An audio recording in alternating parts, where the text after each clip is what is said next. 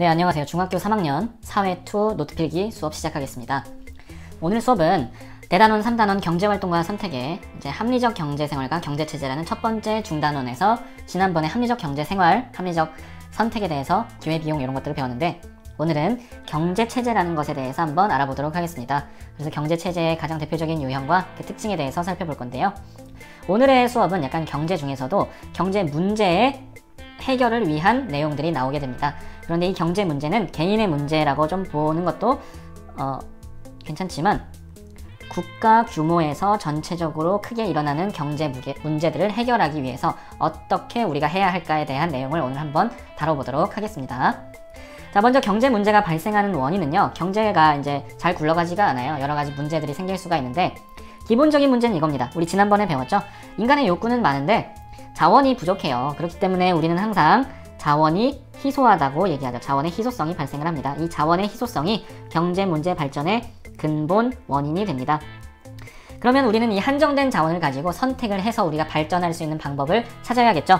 그 선택의 과정이 바로 우리 지난번에 배운 합리적 선택입니다. 대한민국이 가난했던 시절에 어떤 곳에다가 자원을 쏟아부어서 선택을 해야 더 발전할 수 있을까? 국가의 지도자는 항상 이런 것들을 고민합니다. 그래서 이 선택의 과정에서 항상 문제가 발생합니다. 고민이 발생을 하는 거죠. 문제라는 건 문제나 고민, 실제 문제가 발생하는 경우도 있고요. 어떤 문제가 고민이 발생하냐? 무엇을 생산해야 될까? 대한민국이 잘하는 게 뭐지? 생산물 종류는, 그리고 그 수는 몇 개를 만들어야 되나?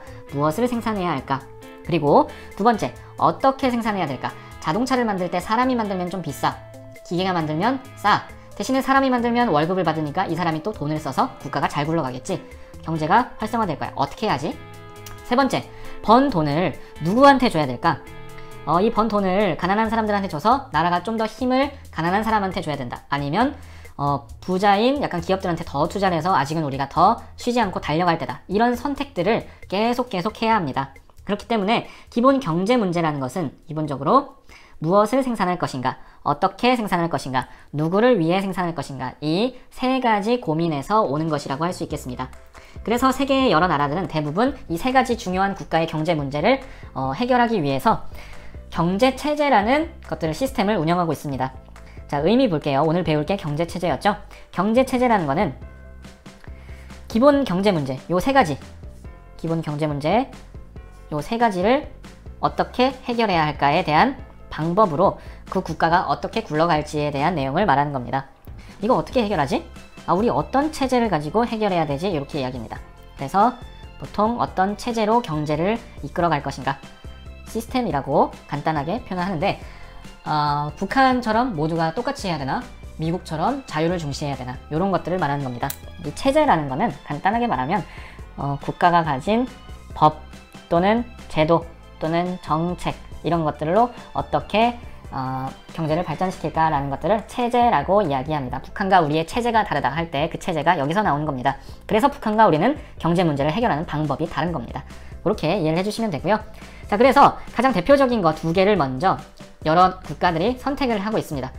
기본 경제 체제 두 가지를 한번 비교해 보도록 하겠습니다. 첫 번째는 대한민국이 중심으로 삼고 있는 시장 경제 체제이고요. 두 번째는 북한이나 사회주의 국가들이 채택하고 있는 계획 경제 체제입니다.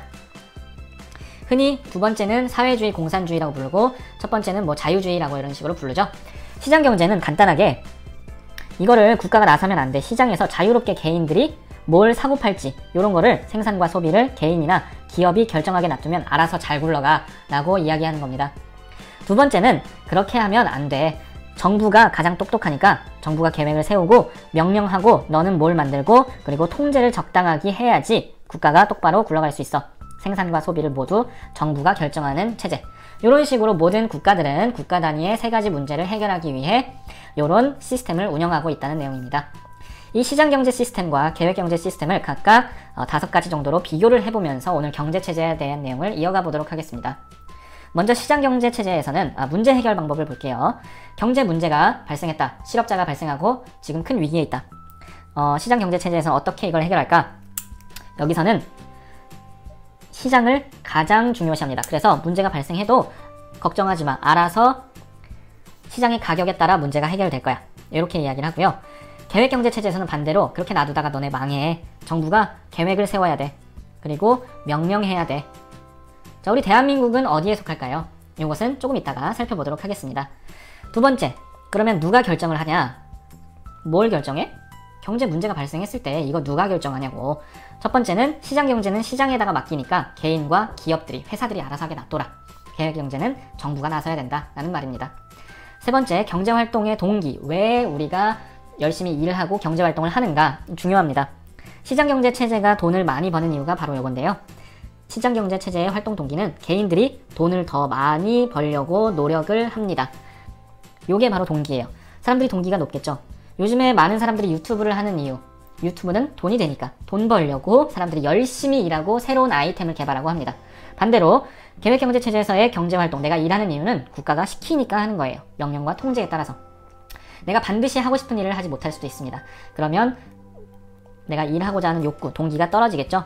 자, 여기서는 계획과 명령에 복종하기 때문에 동기가 부족합니다. 자, 반대로 시장경제체제에서는 가격에 의존하고 개인들이 높은 가격을 받아서 돈을 벌 수 있게 하기 때문에 동기가 아주 높아진다. 여기가 뭔가 좀 더 적극적일 것 같네요. 그죠? 세 번째, 그럼 장점에 대해서 한번 비교를 해볼게요.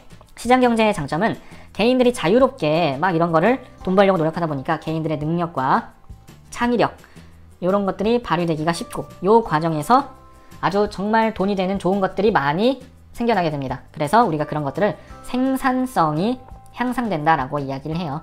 돈을 더 쉽게 빨리 잘 벌 수 있다는 소리입니다. 동기가 높기 때문에 우리 유튜브 할 때도 컨텐츠 새로운 거 많이 나오잖아요. 사람들 조회수를 끌려고. 기업들도 요즘에 폴더폰도 나오고 뭐 이런 거 보죠? 그런 것처럼 생산성을 스스로 향상시키기 위해 노력한다는 게 장점입니다. 그러면은 국가 경제가 발전하겠죠? 자, 계획경제의 장점은요. 뭔가 다른 거는 모르겠지만 요게 제일 장점입니다. 분배의 평등을 추구한다. 우리는 조금 다 가난할지라도 우리는 다 똑같아.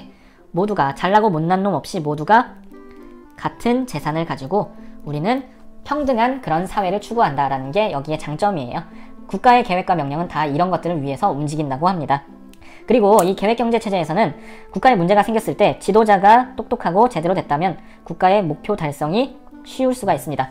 국가의 목표를 달성하기 위해서 계획과 명령을 통해서 일사불란하게 움직이기 때문에 한 방향으로 쫙쫙 움직이기 때문에 목표 달성이 쉬울 수가 있어요. 과거에 우리나라가 이랬죠. 박정희 대통령 정부 시절에 국가 목표 달성을 위해서 다른 문제들도 많이 나타났지만 요 한 가지 목표를 위해서 우리가 달려갔던 경험이 있습니다. 그런 시절도 우리가 있었다는 걸 기억해 주시고요. 다음 다섯 번째는 단점입니다. 시장경제의 단점은, 가장 큰 단점이 요거예요. 개인이 능력이 있고 창의력이 있으면 아주 부자가 될 수 있어요. 하지만 뭔가 내가 힘든 상황에 처해 있고 그런 능력이 없는 사람들도 있을 수 있겠죠. 그러면은 이 사람들 간의 차이가, 경제적인 차이가 점점 심해집니다. 이게 가장 문제예요. 그리고 만약에 개인의 어떤 이익 추구가, 돈 벌려는 목적이 너무 지나치게 하면은 다른 사람한테 피해를 줄 수가 있습니다. 공동체, 사회 전체의 이익을, 잘못 썼네.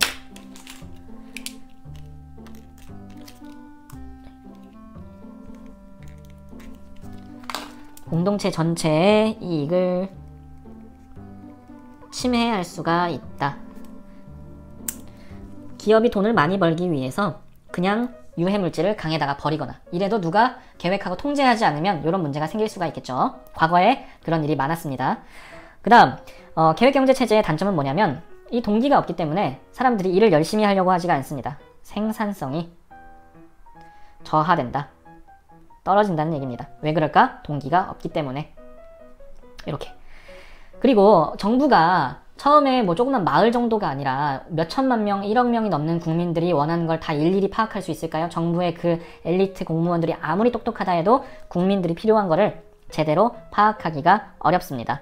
그래서 국민들의 다양한 욕구 파악이 쉽지가 않다, 또는 안 된다, 이런 단점이 있습니다. 국민들이 어떤 물건을 원하는지, 국가가 어떤 걸 만들어내야 되는지 잘 파악을 못해요. 그러면 무엇을 생산해야 하는지, 어떻게 생산해야 하는지 이런 계획에 문제가 생길 수가 있겠죠. 그런 게 단점이라는 겁니다. 자, 이 시장경제체제와 계획경제체제는 각각의 특징과 장점, 단점이 있기 때문에 요즘 들어서 대부분의 나라들은 한 개만 하지 않고 이 두 개를 적절히 섞어서 하고 있습니다. 그래서 탄생한 게 바로 뭐냐? 이것은 바로 혼합경제체제라고 합니다. 두 가지를 섞어 놓은 거예요. 자, 이거는 시장경제체제가 기본입니다. 시장 기본으로 해놓고 대신에 정부가 일정 부분 개입하는 겁니다. 기업들이 자유롭게 돈 벌게 놔둬서 국가가 발전하는 대신에 기업들이 나쁜 짓 하거나 뭔가 인권을 억압하거나 이런 문제가 있을 때 정부가 개입해서 문제를 해결하는 정도로 이렇게 한다는 겁니다. 혼합경제체제는 오늘날 거의 대부분의 국가에서 이것을 채택하고 있습니다. 우리가 계획경제체제라고 하는 중국이나 북한도 이런 시장경제 요소가 어느 정도 들어가 있습니다. 그런 식으로 둘 다 짬뽕에서 쓰는 경우가 오늘날 대부분이다. 그런데 대부분 다 이 혼합경제를 채택하더라도 이 혼합경제체제 자체가 범위가 되게 넓어요. 계획경제가 100% 가까이 가는 곳에 혼합경제가 있을 수도 있고 시장경제를 90% 이상 하는 곳이 있을 수가 있어요. 나라마다 시장경제와 계획경제에 혼합하는 그 비율은 차이가 있다. 이런 게 두 번째 특징이라고 볼 수가 있겠습니다.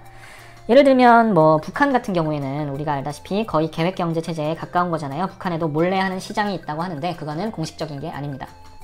반면에 북한과 비슷한 중국은 공산주의 체제를 지향하고 사회주의 체제로 운영되지만 상당히 많은 시장적인 요소들을 가져왔죠. 그러면 중국은 시장적인 요소에 좀 더 가까운 편이라고 볼 수가 있습니다. 자, 우리가 동맹인 미국은요. 상당히 자유로운 기업들의 활동을 보장합니다. 시장경제의 가장 대표적인 국가라고 볼 수가 있어요.